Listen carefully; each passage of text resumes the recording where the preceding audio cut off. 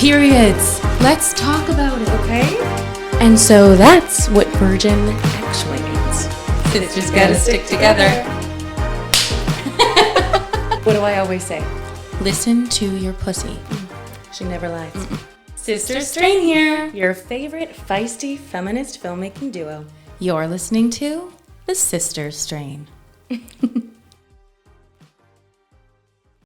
Hello, world. It's your brave girls. This is our first episode of the Sister Strain. Yeah, we are excited to be here to share all of our learned wisdom, I guess. Hopefully you'll find it to be wisdom. Just to share. Yeah. We love all things womanhood, femininity, sistership. Yeah, that's a big one, hence the name. And that's what we're going to talk about today.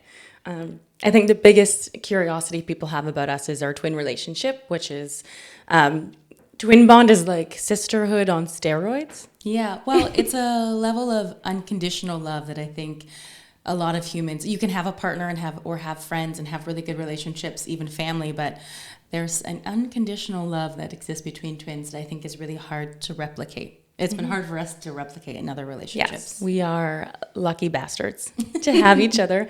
But I think anyone who was raised with a sister could recognize that deep and undeniable, intense bond you have sharing your life with another woman so closely. Yeah, or even just people who are lucky enough to have a really, really good girlfriend. Yeah. Which, I mean, I hope every woman out there has an amazing girlfriend or sister that they can go to with any problem, who's always there to support you no matter what. Yeah. And that's kind of the theme of the day, how important those female bonds are for women. Yeah, and it'll be an overarching theme of our entire series, how important we think strong sisterhood bonds are. And we'll start by sharing a little bit of ours, but hopefully, we can help bridge some barriers to encourage and forge stronger relationships amongst many women. Absolutely. I know. Did I say? Yeah, I was like, where's she going with this? No, it's right. I think, I don't know, we're sort of raised, seeing in the media groups of women coming together is very catty and jealous and a lot of competition and only room for one. But I don't know, any room that I've ever been in with a bunch of women is always incredibly inspiring, empowering, and uplifting. Right? So I think we need to see more of that. And anyone who's not experiencing that, I imagine must be, because there's a certain fear that's inbred in us from the bonds that we've seen displayed in media and television and movies. Well, that's one of the reasons we decided to do a podcast in the first place. We are filmmakers. We love to speak on femininity and womanhood and sister bonds in our films. But I think it's because I think it's so important for media to be showing real, authentic women and the stories and bonds that they shared told by women and through the lens of the female gaze. And then we kind of thought we should be going further with this. It can't just show up in the films. Also, films are very hard to fund, so it'll be a while before some of those films get out. But we wanted to talk about it more now, and more than just us sipping wine in our living rooms. So that's good too, and there will be wine rants. There will always be wine rants. You can expect some off the cusp, just phone speaker quality wine rants that we may sprinkle in throughout the season. A little snacking here and there. Yeah. So the main topic for today, though, is self-compassion.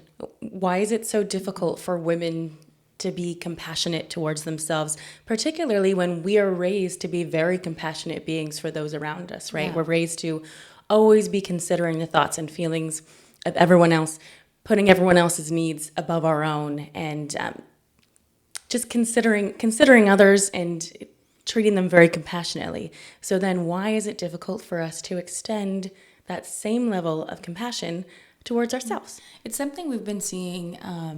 We were listening to a woman kind of give a speech about her experience, and she had mentioned that compassion seems to be a really hard thing for women to show themselves. And then we're actually filming a documentary at present about the women in our community.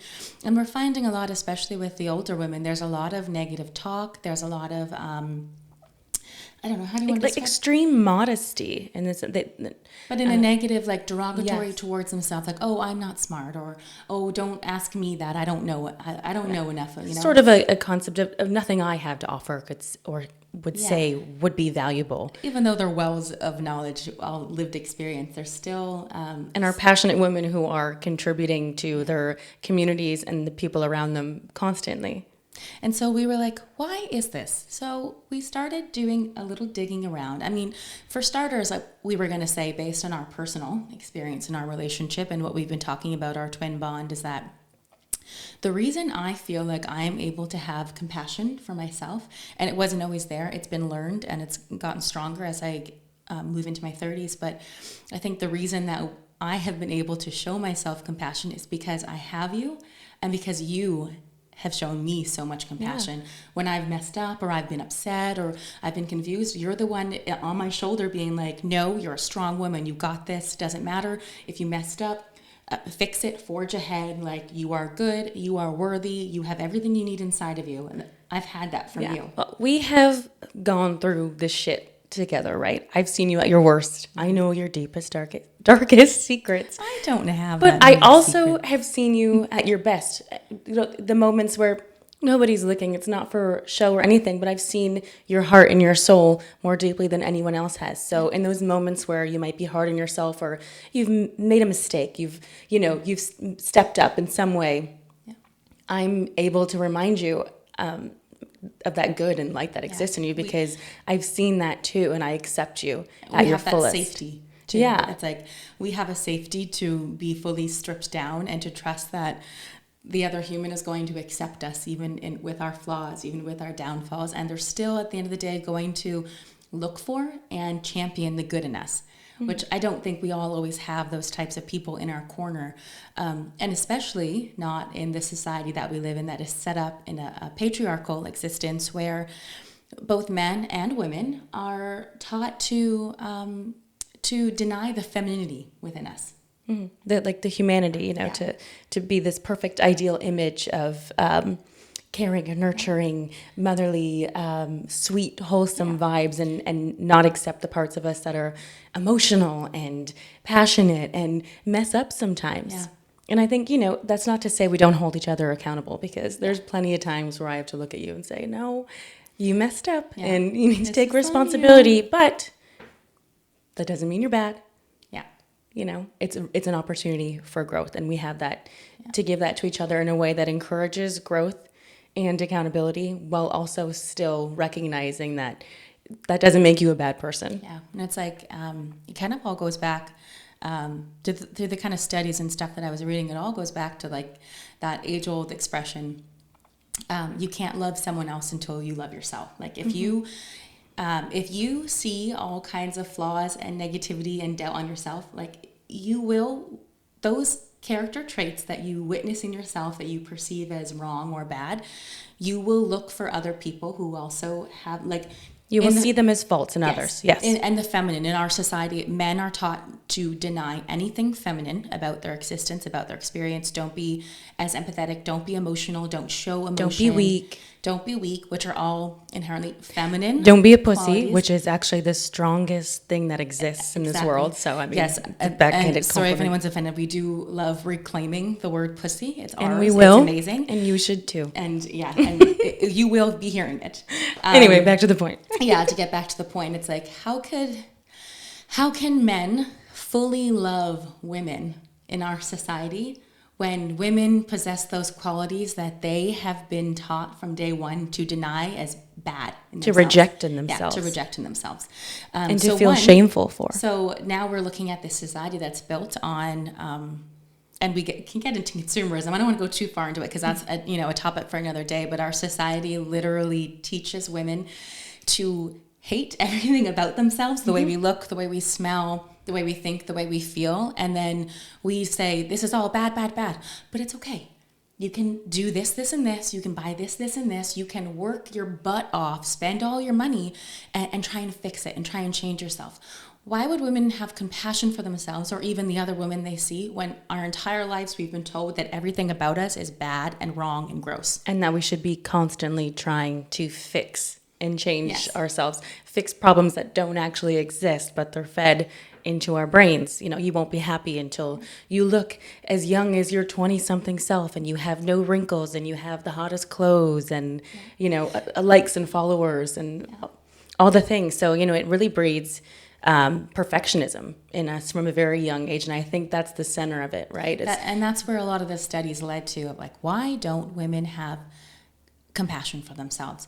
And a lot of it was that, one, we're just taught to care for everyone else in our life. We're taught that we should be devoting our time and energy, resources, kindness to take care of, to nurture, to care for the youth, the elderly, our families. All those burdens that fall on our shoulders, that invisible labor and emotional labor, and then which is impossible for one person to actually juggle and balance while taking care of and prioritizing because themselves. The second you prioritize yourself or try to take care of or show kindness towards yourself, you're immediately riddled with guilt of like, oh, but I shouldn't be selfish. I shouldn't be giving to myself. I should be giving to those other. I should be emptying my cup into those other cups, not keeping it for myself. Yeah. Big takeaway here. Taking care of yourself and prioritizing yourself is not selfish. And anyone who tries to tell you it is just upset that they are, losing whatever benefit they could gain from you, putting them above yourself. And one of the things that I noticed when I was reading these studies too is like, why does it seem to happen with women a little more so than men? And we talked about perfectionism. We talked about women and how our society is very hard and critical on women and how we all take that in and live with that on the daily. And it was one of the things was saying why women felt like they couldn't give more compassion to themselves. And the women were saying, because if I show self-compassion, then I am kind of forgiving myself for being letting myself off the hook. Yeah, it's like I'm being too easy on myself. I'm letting myself go. And so we have this thing of like self-compassion means that I'm allowing myself to exist in those flaws, and I can't because I should be doing better and wanting more and being better. Or it's perceived as you're unmotivated, or you're not working as hard for the things you want. Unmotivated is comes. Yes, one, I know where you're which going. Which counters to weight. Yes. Another big factor of like, why does it seem to be more prevalent with women than men? And the big one was women struggle with self-compassion, especially if they happen to be struggling with their weight and how much that goes hand in hand. And a lot of it stems from just criticism. Yeah. This concept that if I don't have the tight toned little body that I had at the age of 20, regardless of what age I'm in and what else I'm juggling in my life, that means I am lazy and unmotivated and not working hard enough. We've struggled with this ourselves. Our bodies are quite different, quite I still fuller. do, yeah. Yes, every day. It's always a struggle. As much as I want to be What like, does no, it mean? If I'm showing a different image of as, myself, what does that mean? How will people perceive that? As much as we want to be like, no, we're better than that. I can tell myself in my brain, we're like, no, we're stronger. We want to be brave. We want to be bold women who don't care about that. We're juicy girls, and we love it. Yeah. And that's what we... but there's still, like, we're human. We still have those moments in our head where we recognize that, if you look at some of the acting work that we did in our 20s, right? If anyone who followed us and or who admired our work looks at us now, there's going to be a very real comparison of like, oh, what happened? Yeah. They let themselves go. We did a bathing suit photo shoot a couple years ago, and I saw the photos and I had like a rage breakdown cry, and I was just like, I feel like I love myself, but then when I look at that photo, I look so different than what I expect to see, and all I could think of was, oh my God, all the people who have known me my whole life, they're gonna think I'm lazy, I let myself go, I don't eat. Like, that's what we tell ourselves, and I know that it's not true, but our society looks at that and says that's unhealthy. We look at skinny and we say that is healthy, even though that person could not be physically fit, they could not work out. It's genetics. We both know the times in my life and yours when we were our skinniest and maybe fell more under the ideal standards of feminine body weight and image. Those were the most unhealthy times in my life. I had gone through a breakup. I was miserable. Yeah.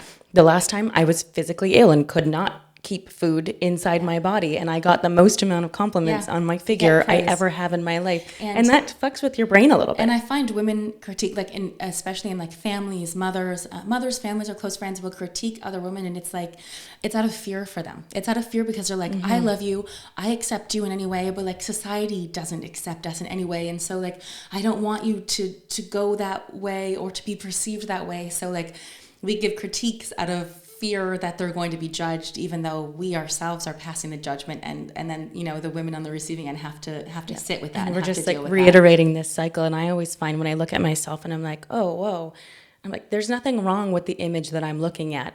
I'm just looking at it through the patriarchal lens, because we were all raised with it, and expecting to see something that doesn't actually exist, and then telling myself I'm wrong or bad, when no, that is me. That is me in my fullness. I know that I'm a woman who cares about her health. I take care of myself. I work out. I think about, the ways that I'm honoring my body by the foods that I put into it and the way I care for myself. I'm very caring towards my body. The figure that I carry does not display that in the patriarchal norms of like, yeah, but if you were doing all the things and working out and being healthy, then you should be a size 0. Well, no, not for everybody. No, some people are, and some people are naturally, or some people that is their healthiest version, and that's that's great. The problem is that we're expecting everyone to fit the same one size, and that is impossible. That is impossible for every woman to fit in the exact same size. And it's a very feminine thing, because there's no one style or type fits all for men, right? Like we love up on dad bods and bear builds and like all the different things, right? Men aren't held to one visual standard of what is the most ideal looking isn't man. That interesting, because women are very compassionate towards men.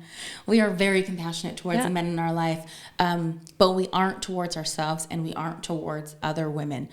And it is a societal breakdown. It starts from the beginning. It starts from when you're born and how you're taught to navigate the world and interact with men and women. I call myself out on that type of misogyny all the time if I am looking at another woman in judgment, which doesn't happen very often. But when I find those moments, I think, wait a second. Is there something that's actually off-putting me about this person? Or does it come from my own judgment of a woman, this misogyny we're bred with of like, a woman's not supposed to be too loud or too aggressive or too forthcoming. And I have to stop myself and be like, this is my misogyny right now. And most likely why I feel judgment towards that woman is because she is exemplifying different traits that I admire and wish I could possess more freely in myself. She is embracing qualities that I've been told I'm not allowed to, or it's not, I shouldn't, it's not safe to. And so you look at that person, you're like, well, how dare she? How dare she do that? I've been told I'm not allowed to do that. It's not right. Yeah, it's not. It's like it's deep rooted, and I always think about it this way now. It's a Gabby Bernstein sort of mentality of anytime you feel jealousy from something you're seeing in another person, consider that driftwood. It's typically a sort of flag of something about that person, the way they're living, what they're saying, what they're doing, something they're exemplifying is something you wish you had the courage and bravery to possess or explore in yourself, and you've denied it. And so seeing it in them causes that, that feeling of jealousy, but really you should consider it driftwood. Turning jealousy into inspiration. Exactly, yeah. That's a big thing. And if we can learn to be like brave and bold enough to love ourselves more completely and more fully, then just imagine how many relationship possibilities that can open up with other women in your life if society as a whole could start to learn to love the feminine a little more and appreciate and respect the feminine, I don't think that women would feel all these pressures. I don't think women would feel the way that they do about themselves and about other women. And I think, that is, tying back to us. It's like, I know that in the moments when I struggle to love myself, I feel the intensity of the love, the unconditional love and acceptance that I know you feel towards me, even in my weakest, darkest moments. I know it's there and it's undeniable and could never change or be taken away from me. And that's what gives me the strength to find that love and compassion for myself, even in my dark moments. And can you imagine what kind of world we would be living in as an avid feminist? Imagine the progress we would make if we started appreciating the feminine more, in which case men might also appreciate the feminine more. Like, just think of like the barriers we could take away. I saw something on Instagram a couple of days ago that was like, again, like I said, when you're in places where there's, you know, a large amount of women, and like just the intense love and respect and cherishing that we feel in those spaces. Imagine if, you know, men could learn to love women as much as women love each other in those spaces. Yeah. And I mean, also in considering men too, if men learn to love each other and more like maybe that, themselves first. Yes, and to learn that to love the feminine, then they would love the feminine in themselves. Then they would seek for stronger relationships and bonds with other men where they're not, you know, icked by the feminine qualities they see in other men. And then on top of that, they would be able to embrace more fully their relationships with women as well. Essentially for both genders, men and women. Everyone. It starts internally, right? Like those qualities that have been shamed and shunned, the very feminine qualities of self-expression, emotionality, the things that are considered weak and shameful. If we all learn to accept that those are very human traits, we all have them, right? They exist in all of us. And we're supposed and we to don't have need to them. be shameful of them, and we can celebrate them. If we all learn to do that, then we could also learn to celebrate those qualities in each other and find that sense of, you know, love and acceptance and then, respect. And then maybe we wouldn't be in such a, what are they calling it, a male loneliness epidemic. Yes, which is, both sexes, I think, are lonely. I see men who are lonely. I see women who are lonely, and it's because we're at this complete divide of like, how do we move forward together?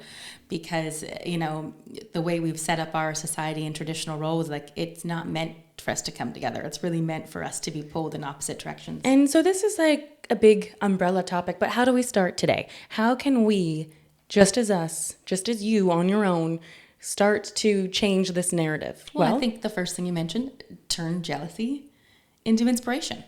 Absolutely. And I think start developing better sister bonds. Start finding women who are like-minded, who make you feel inspired and empowered and uplifted, and spend more time in those spaces. Build those relationships. Let that compassion and love fill you, so then you can then, you know, put it back on yourself and build yourself up as well. Yeah, we have a boxing program where we work with youth, and we've started working with women as well, called Soul Strong. And one of the things that we do is we have the girls at the end of each session give a compliment to one of the other young ladies in the class, trying to instill in their minds that, like, you will find in life what you look for, and we should start training our brains to look for the good in other people. And then also, let's not be cowardly. Let's be bold enough to give compliments. If you see something beautiful in someone, tell them, say it. Who doesn't like getting a compliment? Yeah, I think we're in our society very like weird about giving compliments. Very stingy. I think it starts in like families, and then like it extends outwardly of like verbal affirmations or verbal acknowledgement to the people that we love. And it's like, you know, you have to say it. You should be expressing it. It is uncomfortable, but it's like anything. The more you practice it, the more natural it feels. So, and we do sort of need to be encouraged to do these things. To look for the good. To look for it, to express it. And, you know, one of the other things we ask the girls to do after they've complimented another girl in the group, we ask them to compliment themselves. And that is always the hardest part. These girls are learning boxing. It's an endurance sport. You know, they'll beat on the bag for 3 minutes, but then struggle to give themselves a compliment, which is kind of wild, right? They'll find another girl to give a compliment, but like completely shut down when you ask them to give one to themselves. Yeah. Yeah. But I did find it was easier after you go around the room and other people have given them compliments. Yeah. Then they start to open towards themselves and say, oh yeah, you know what? Oh, okay. So maybe I do have something good to offer. Maybe there is some good here. And they feel more confident. They feel prouder of themselves, which is why it's so important to have those beautiful safe spaces for women to share beautiful bonds with sisters, to be able to express, to compliment, to look for the good in each other, and then through that be able to see the beauty in ourselves and share that. It's like it's a cycle that could keep giving and building itself. Yeah. If you don't have a sister or a beautiful girlfriend or handful of girlfriends where you where you can find this sort of, unconditional love and acceptance, then I urge you to start looking for it. I think it would look for like community engagement events, or like community events that you see happening. And I know it sounds like cliche, but like try and find your tribe. I mean, we struggled for a couple of years in moving back to our hometown, and we weren't really like sure where we fit or who was kind of like-minded with us. And it took a couple of years to start going out to events and putting ourselves into, the community engagement, to then start being, there's people who are thinking, and there's women out there who think and feel very similar to us, me. Yeah. And then when I find them and we have those spaces and those conversations, it just builds and it carries. And then, we connect with more like-minded people, and we build, and we're able to do and plan really cool things that make the changes that we want to see in the world. But the biggest thing and the base of it all is self-compassion. Yes. Find ways to honor and love yourself. Find ways to try and strip out some of that patriarchal conditioning that we have, what we feel very deeply. When you feel that lives. Judgment, that sense of disgust or repellence towards yourself, or because you've made a mistake or you've let someone down, try and reframe that way of thinking and have a little bit more compassion for yourself to say, you know what, I am only human. This is too much on my plate. I actually can't handle this. It's okay if I have to let something go, or I have to let somebody down. And I know it's really hard, but that's another one of those things. I started saying this a couple years ago. If I'm going to say yes with resentment in my heart, then I should say no, because even if I show up for that thing, I'm not going to be there wholeheartedly, and my energy will likely give off negativity, and it's not going to go very well for me or the people that I'm trying to give to. And a big thing that we mentioned, the reason why we are filmmakers and why we want to make the types of films that we do, is because media needs to change. We need to be seeing more positive women representation and sister or like bonded experiences in media. Until that day happens, though, I urge everyone to be conscious of the media that they are taking in every single day. Diversify your feed a little bit. Look for strong women who talk about, who encourage strong female relationships, compassion for yourself and female relationships. Look for that and start following that to try and change what you're seeing every day, because your brain will pick up cues that you're not even realizing it is if you're seeing it all the time. And don't just look for women who look like yourself or think and feel exactly the same way you do. Start looking for other types of women who have other things to teach and share, so that you can grow and expand your mindsets and again, the compassion you feel for others by learning more about people who are unlike yourself. And I think that's kind of a great wrap up for this episode. As we do our first couple episodes, it will be a little more based on our personal experience. We're getting started. We're still learning about all this tech and how we figure it out and how we want to kind of navigate subject matter. So we're going to start where we know. We're going to start with our experience, with our relationship, with the things that we've come across, and the books we've read and what we're curious about as women. But our hope for this is that we can start dialogues. We encourage people to reach out to us. Contact at sisterstrain.com. We have a deep lust for learning, so we want to hear other perspectives. We want to learn and grow so that we can also encourage the learning and growth in others. Yeah, so our hope is that over time, once we kind of wet our feet a little bit, we can invite other women in. We can talk about other subject matter. We want to be learning and growing. We have the curiosity.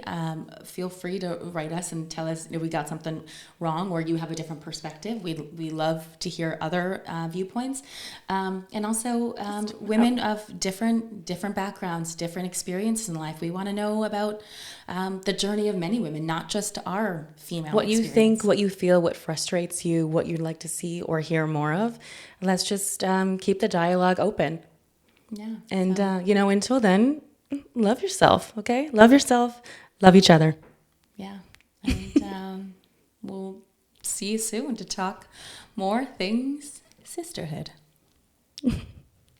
You've been listening to The Sister Strain. If you've got something you'd like to share with us, reach out to us. Contact at sisterstrain.com. Yours in sistership, The Sister Strain.